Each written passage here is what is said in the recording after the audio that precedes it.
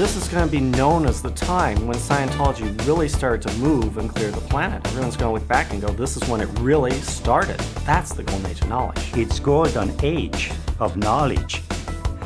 It actually says it what it says. It is a new age of knowledge. You know, there's an old saying, you know, you can't really know a man until you walk a mile in his shoes. And that's what we're doing. The golden age of knowledge absolutely, positively changed me into this smiling face that you see right now.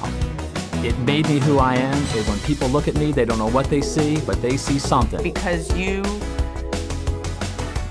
start to see for real that, you know, you're not in the MEST universe, and I'm not in the MEST universe. I think with the congresses, they are possibly the most far-reaching release yet. And I say that simply because they can wake the dead. And I look at it as if every Scientologist was listening to all the congresses, had listened to all the congresses, seen LRH, and we were all on the same page, it makes a completely different picture of Scientology worldwide. Completely. After the congresses, I'm a Scientologist. I'm a Scientologist. I really feel like a Scientologist and sort of feel like an old school Scientologist. What I meant to be an old school Scientologist, you know, training and co-auditing at St. Hill. I got that sort of feeling that I'm part of the team. I mean, if you ask someone, have you been listening to the congresses, they just go right up the tone scale. An emotion that comes to mind when I think of the congresses, and that is action. Action. It's way up the scale. They give a new freedom of action in terms of application. Why? Because I'm addressing that which is most important to me. What? The true nature of myself. And that's the foundation that civilizations are built on, so it's the beginning of the new civilization. So I can compare the golden age of knowledge to the brightest star because it just puts so much light into people's lives. I suppose the analogy would be the difference between being in the dark and being in the light. I don't believe I can compare the golden age of knowledge to anything. It's the benchmark. My cognition from listening to the congresses was that when you listen to a congress, you are connecting to power. That's what source is, power. The best word that I have, power. Everybody wants to have power.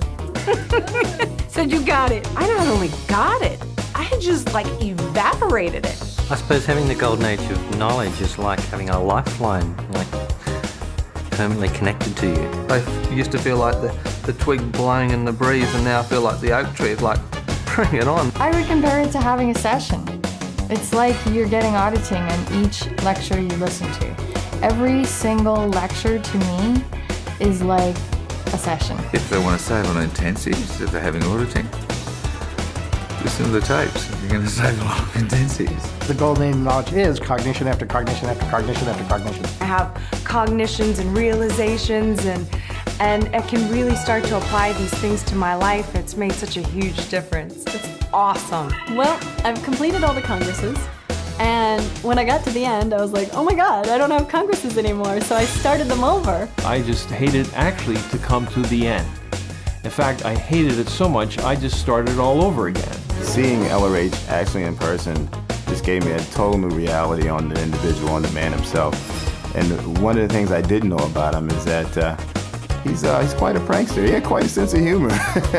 You just completely see exactly what he's going through and all the motions, and like when he laughs, like you're laughing. But when you see his face and you see the gestures that he makes, and it's just, you can't help but just fall in love with LRH all over again. It's like a big reality. There he is. His red hair. I stare at it and it's like, wow. I got to see him in real life, and I can tell that he's a man of all men. And he's full of life, and his hand gestures and what have you, you're literally seeing his mock-ups right there.